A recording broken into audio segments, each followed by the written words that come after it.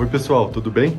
No vídeo de hoje vamos falar rapidamente sobre a resolução de consulta que foi publicada recentemente pela Receita Federal, em que se reconhece a possibilidade de realizar uma transferência de cotas de fundo fechado por doação a valor de custo para fins do imposto de renda. Em termos gerais, a legislação tributária permite que o doador escolha por qual valor ele pretende transferir os bens a título de doação em antecipação da legítima para os seus herdeiros. No caso, ele pode optar pela transferência a valor de custo, que é o mesmo valor declarado para fins de imposto de renda, ou a valor de mercado. No caso da doação a valor de mercado,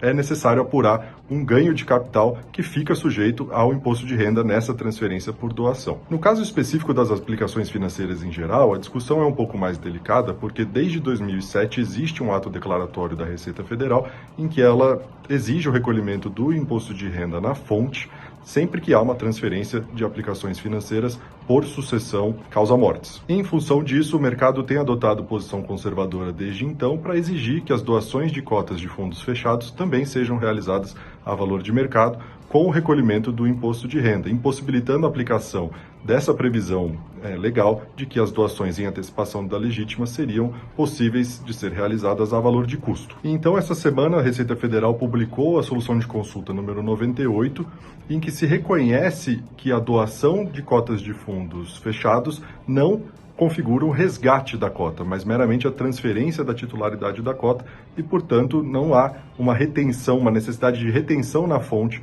do imposto de renda, mas sim deve-se avaliar se essa transferência está sujeita ou não a uma apuração de ganho de capital pelo próprio doador, caso ele tenha optado por fazer essa transferência a valor de mercado. Por outro lado, também se reconhece a possibilidade de o doador optar por fazer a transferência das cotas do fundo a valor de custo, sem gerar nenhum tipo de impacto para fins do imposto de renda. Portanto, a solução de consulta representa um precedente importante para os contribuintes, no sentido de que se reconhece pela Receita Federal a possibilidade de transmitir cotas de fundos fechados a valor de custo, reforçando